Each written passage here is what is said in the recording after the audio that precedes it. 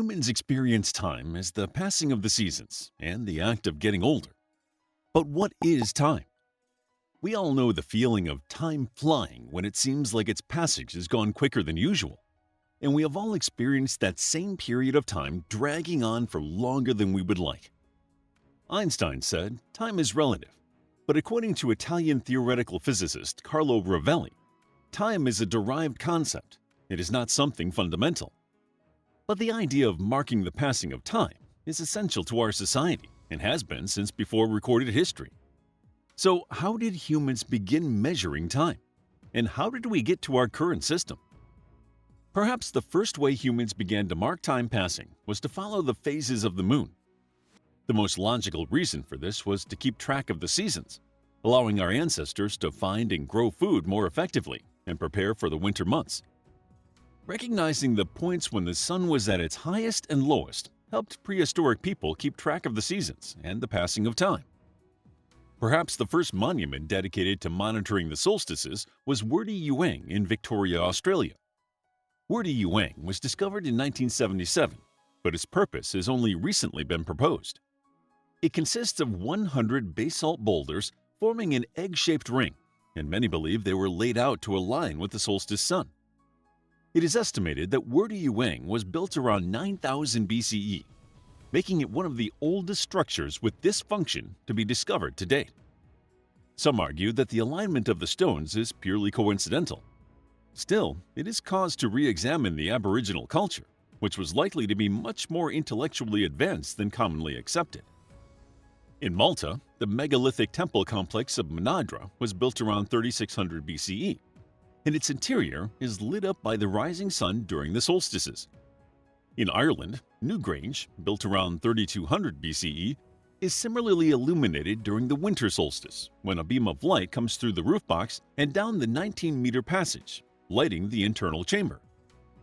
Perhaps the most famous ancient solar calendar is Stonehenge in England. It was built around 3100 BCE, and people still gather there to witness the summer solstice sunrise. In Egypt, the Temple of Karnak was constructed in approximately 2000 BCE to align with the winter solstice.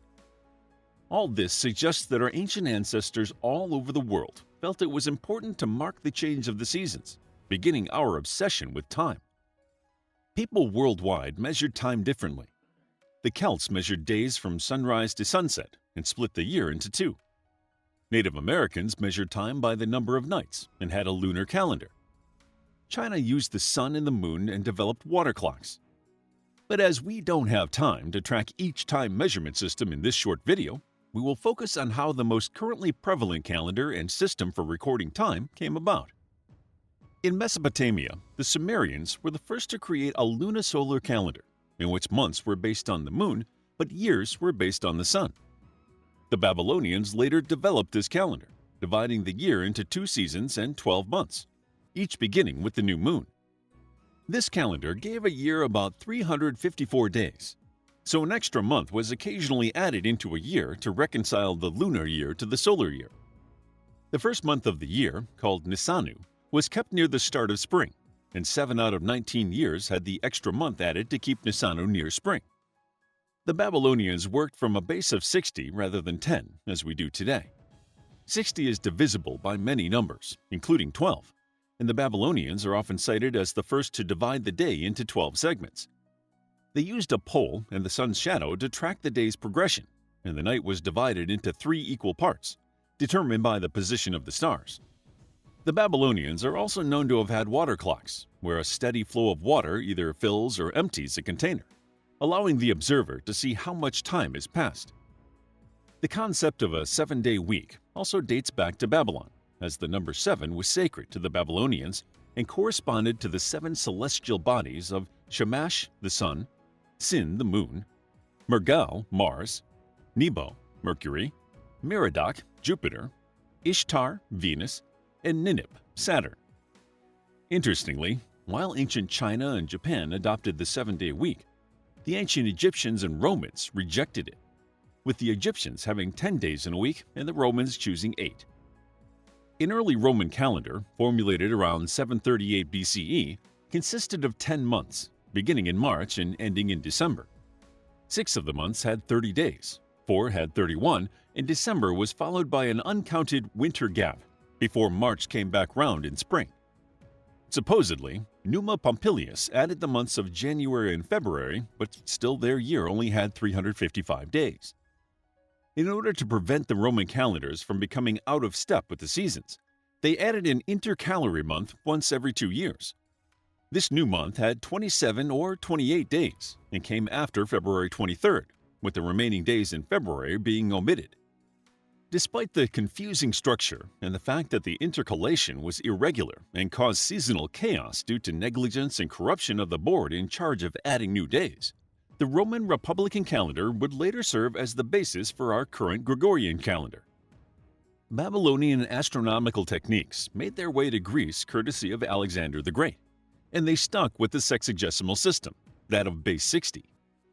Greek astronomer Eratosthenes, who lived in the 2nd century BCE, divided a circle into 60 parts to devise a rudimentary geographical system of latitude. This idea was expanded on by Hipparchus and developed further by Claudius Ptolemy in the 2nd century CE.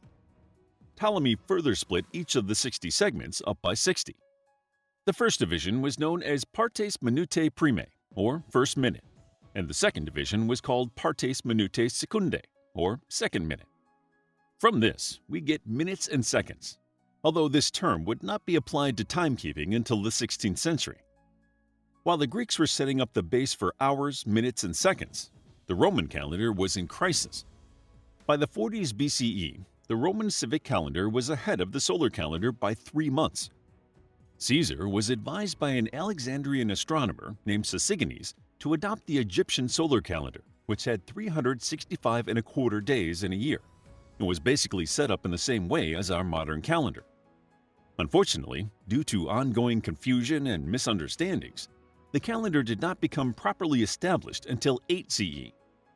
In 321 CE, Constantine abolished the traditional Roman 8-day week and replaced it with the Babylonian 7 days, each with a corresponding planet. The Sun's day was originally the first day of the week, followed by Moon's day, Mars's day, Mercury's day, Jupiter's day, Venus's day, and Saturn's day. Today, we see both the Roman and Viking influence on English weekdays. In Norwegian, the days of the week are pretty much the same as ours, unlike the French who stuck to the Latin, with Sun's day and Moon's day, Tyr's day, Odin's day, Thor's day, and Freya's day. However, on Saturn Day, our Saturday, is Lørdag in Norwegian, meaning washing day. Today, a great deal of the world's population still starts their week on Sunday, with others beginning the week on Saturday. Most of the population of Europe and Oceania start the week on Monday. By the 14th century, sundials were still the predominant way people told the time during the day. However, the standard sundial could not account for the variation in the length of the day at different times of the year. In 1371, Ibn al-Shatir created a sundial that used a polar gnomon, which was parallel to the Earth's axis and pointed north. The result was a sundial that showed equal hours regardless of the time of year. By 1582, the Julian calendar, used by most countries that had once been part of the Roman Empire, had fallen behind by 14 days, prompting the current Pope, Gregory XIII, to create a new calendar known as the Gregorian calendar. The main difference with the new calendar was that no century would count as a leap year unless it is exactly divisible by 400, meaning that if you were alive in the year 2000, you lived through a rare century leap year, the last one being 1600, and the next won't be until 2400. This change keeps our calendar accurate to within 1 day in every 20,000 years. Within 1 year, Italy, Portugal, Spain, and the Roman Catholic German states had adopted this new calendar, and other countries slowly followed. Protestant German states replaced the Julian calendar with the Gregorian in 1699, followed by Great Britain and its colonies in 1752, and then Sweden in 1753. By 1873, Japan followed suit. Then China switched in 1912 and Greece in 1923. Although Islamic countries do use the Gregorian calendar for their secular life, they still retain the Islamic calendar for religious purposes. Other countries that don't use the Gregorian calendar include Thailand, Ethiopia, and Nepal.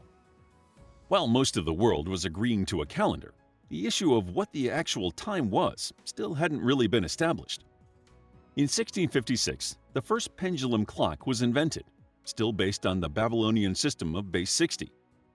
These clocks could now measure minutes and seconds, although there was no real way of getting any synchronization. Each town would set its clocks to noon when the sun reached its highest point.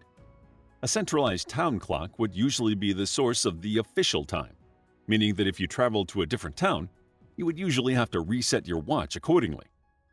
These discrepancies were not really a problem until railroads made faster travel possible, and rail travel was made more complicated due to the need to base the schedule on a multitude of local times. In order for trains to run on time, the time needed to be standardized. In 1878, a Canadian named Sir Sandford Fleming proposed dividing the world into 24 time zones. He concluded that the Earth rotates 1/24th of a circle each hour, or 15 degrees of longitude. Therefore, each zone should be spaced 15 degrees apart. In 1884, an International Prime Meridian Conference was held in Washington, D.C., for the purpose of standardizing time. They selected Greenwich in England as 0 degrees longitude and established the 24 time zones from there. Synchronized time wasn't particularly quick to catch on, but the invention of the electric clock in 1918 aided it. Today, all countries tell time through the variations of Fleming's time zones. While China should span 5 time zones, it uses a single time zone 8 hours ahead of coordinated universal time, based on Greenwich as 0 degrees. Australia uses 3 time zones, and its central time zone is half an hour ahead of its designated time zone. Several other regions, including the Middle East and South Asia, also use half-hour time zones. Do you know any interesting facts about how we keep time? Let us know in the comments. How would you like to get a deeper understanding of history, impress your friends, and predict the future more accurately based on past events? If this sounds like something you might be into, then check out the brand new Captivating History Book Club by clicking the first link in the description. To learn more about the history of timekeeping, check out our book, Babylon, a captivating guide to the kingdom in ancient Mesopotamia, starting from the Akkadian Empire to the Battle of Opis against Persia, including Babylonian mythology and the legacy of Babylonia. It's available as an ebook, paperback, and audiobook. If you found the video captivating, please hit the like button and subscribe for more videos like this.